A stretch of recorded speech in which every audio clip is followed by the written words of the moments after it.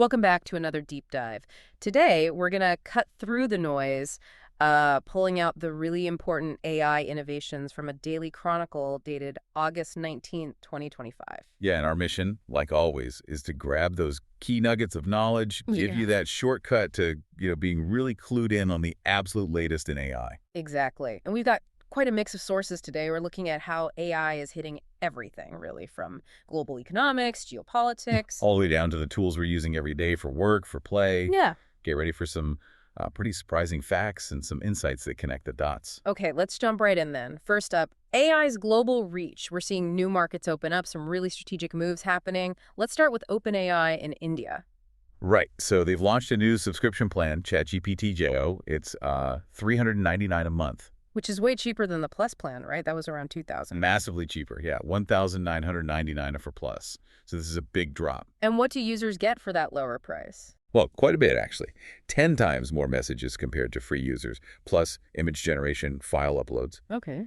And, crucially, they've integrated it with India's UPI framework. That's their unified payments interface. Super popular, makes paying really easy for millions there. That's smart. Smooths the whole process. Totally. And the key thing here is why India, it's their second biggest market. They're using it as a test bed, basically. Yeah. Gather feedback on this lower cost model. Before maybe rolling it out elsewhere. Exactly. See how it lands, learn from it. It's a very strategic pilot. So what this really means for you listening, it's not just a simple price change. No, not at all. It feels like a blueprint, doesn't it? How Yeah. AI companies might tailor offerings for these huge emerging markets could really change the game for global accessibility. Absolutely. It sets a potential precedent. Hyper-localized, cost-effective. It could speed up adoption significantly. Okay, so from market strategy, let's shift gears to something, well, even more fundamental, the AI chips. The competition there is just intense. Oh, absolutely. High stakes doesn't even begin to cover it. And Nvidia is apparently developing a new chip just for China, codename B30A. That's the one, B30A. The interesting thing is it's designed to be half as powerful as their top-tier B300 Blackwell GPU. Half as powerful, but still stronger than what they can currently sell into China, right? Precisely. Yep. Still a step up from current export restrictions. And the design's different, too. It's a single-die chip. Okay, what does single die mean in practice? Basically, the main processing unit is on one piece of silicon, not two like the B300. Potentially cheaper, easier to produce for specific needs. It still supports things like fast data transmission and VLink. Which is important for connecting multiple GPUs. Crucial, yeah. And high bandwidth memory, cutting that data moving fast. The goal is clear. Compete directly with Chinese rivals like Huawei. But they still need government approval, right? Even with relaxed rules. Oh, yeah, that's still the big question mark. Yeah. Approval is definitely not guaranteed. Wow. Okay, so the chip race is definitely heating up. And it's not just about making new chips, it's about who controls the companies making them. Look at Intel. Right. Intel's situation is dramatic. SoftBank's putting in $2 billion, buying stock at $23 a share. That gets them, what, about a 2% stake? Roughly, yeah. Around 87 million shares at 2% stake. Yeah. But then, get this. There's more. Oh, yeah.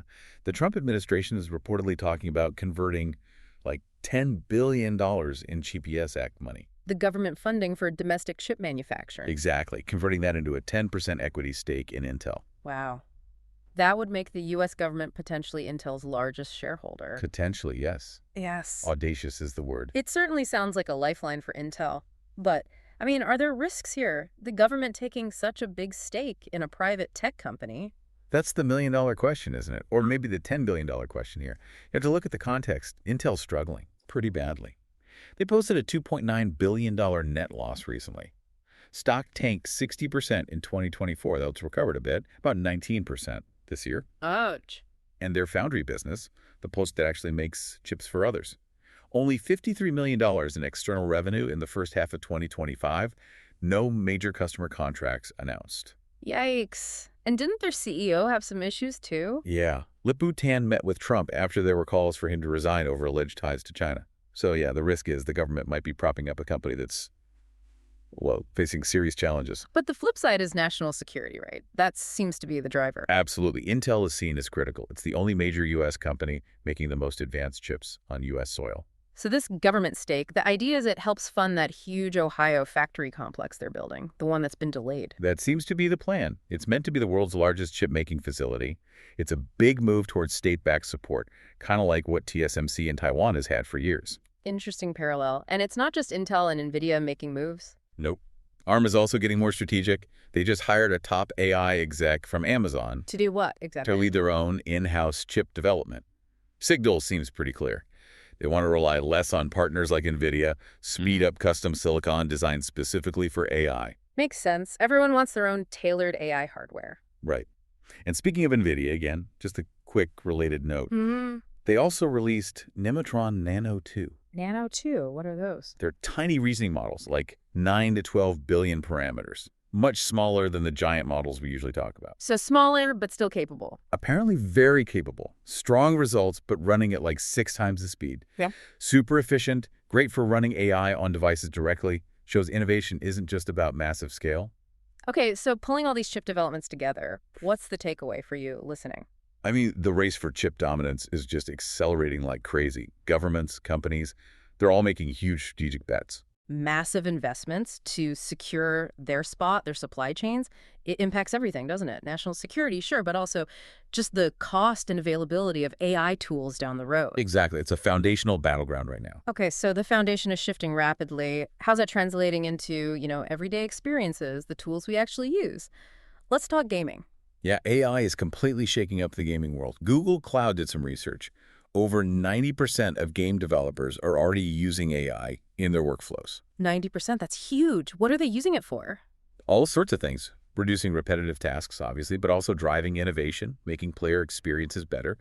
The survey found 47% use it for playtesting, 44% for generating code. Wow. And get this, 87% are actively using AI agents in their games for stuff like optimizing content on the fly, balancing gameplay dynamically, even generating parts of the game world procedurally. So if developers are leaning in this heavily, what does that mean for players? Are expectations changing? Oh, absolutely. Players are starting to demand smarter experiences. NPCs, non-player characters that actually learn and adapt, that's becoming the expectation. Makes the games feel way more alive. But it can't all be smooth sailing. Are there downsides or concerns? Definitely. The same survey showed developers are worried. 63% had concerns about data ownership rights when using AI, and 35% pointed to data privacy as a major issue. Understandable concerns. Yeah. But it's clear why gaming is such a hotbed for AI, isn't it? It needs real-time simulation, 3D models, dynamic sound, complex code. All things AI is getting really good at. Exactly. And that high adoption rate, it kind of suggests players ultimately care most about a great experience, Yeah. Less about exactly how it was made. Okay, from games to graphics. Let's talk image editing. Alibaba's Qwen team has released something new. Yeah, Qwen Image Edit, it's a big one. 20 billion parameter open source model designed specifically for editing images. And what makes it special? We've seen image generation explode, but editing. Right. Editing is lagged a bit behind generation. This model tackles both really precise pixel-level edits and bigger style changes. But here's the cool part. It keeps the original characters and objects intact. So you could, change the style of a background without messing up the person in the foreground. Exactly. Or rotate an object, apply a style transfer, edit just one specific area while leaving everything else alone.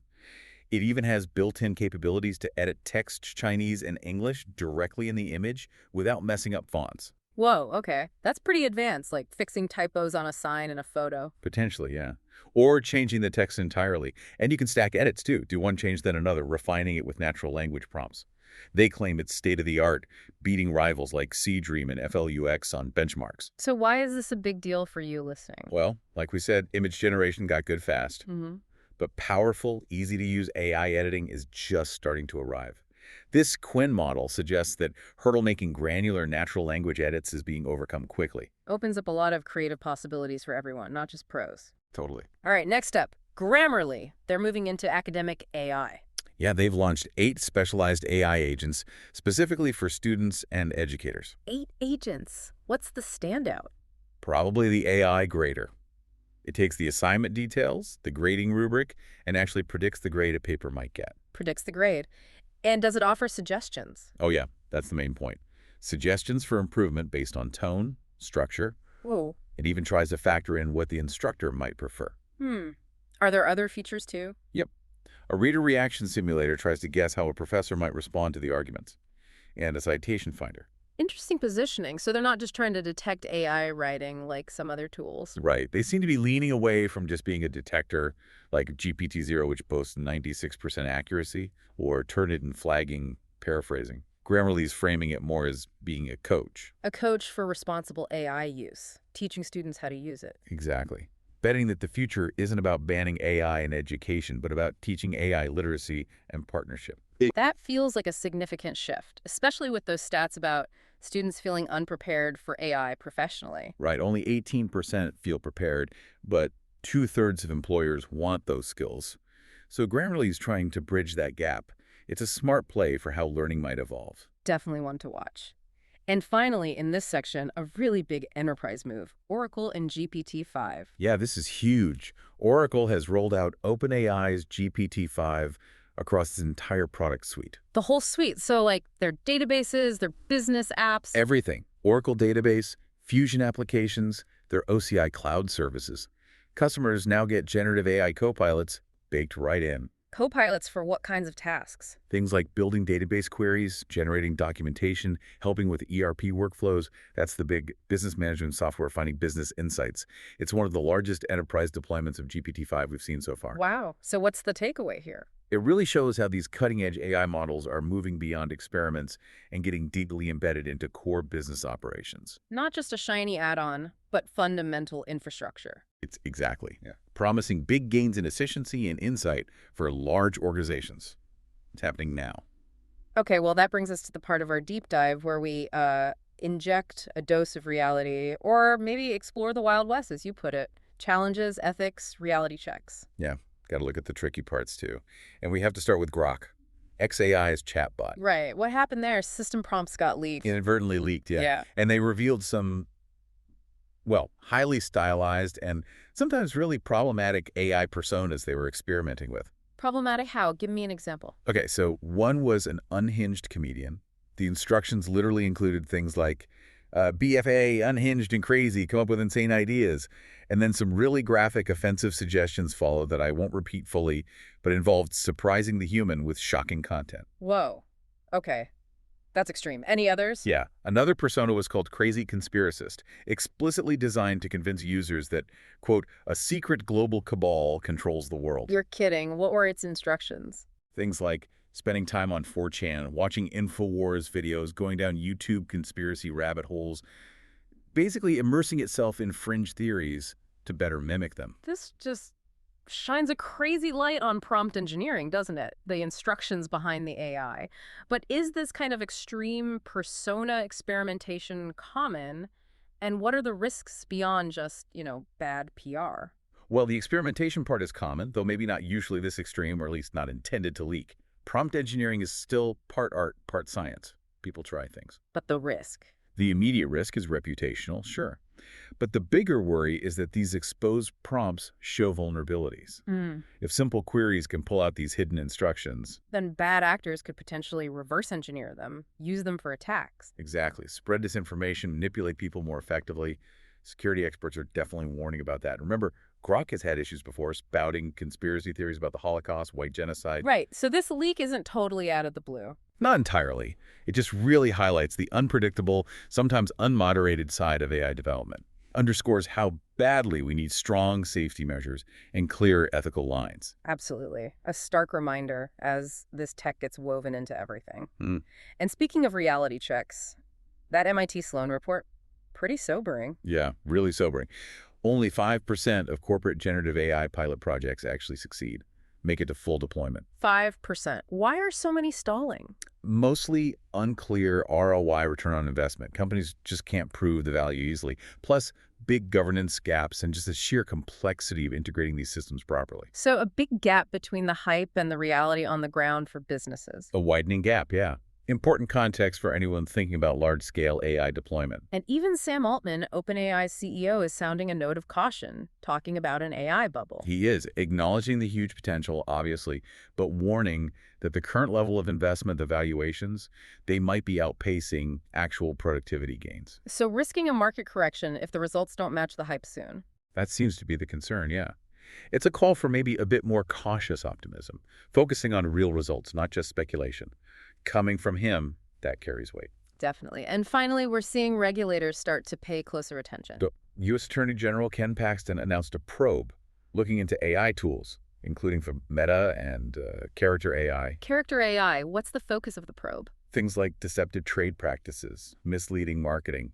It's interesting. Character AI's CEO recently said their average user spends 80 minutes a day talking to their chatbots. 80 minutes a day. Yeah. Wow. And he predicted most people will have AI friends. Yeah.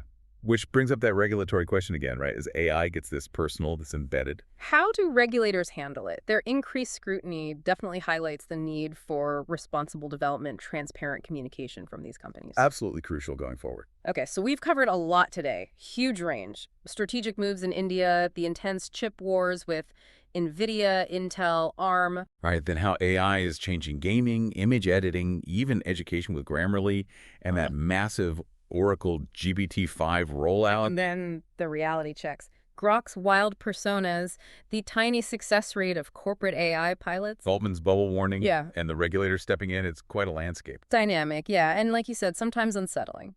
So that leaves us with a final thought for you to mull over. Given everything we've discussed, the speed of AI deployment, but also that stark 95% failure rate for corporate pilots, these revelations about unpredictable, ethically questionable AI personas, how much do we really understand and control this technology as it merges with our lives? What does it actually mean when this wild west of prompt engineering, with all its hidden complexities and potential dangers, is so deeply tied to our future? And how do we make sure that this race for speed, for adoption, doesn't sideline the critical need for understanding and responsible development? It's something to think about as you navigate this evolving world of AI.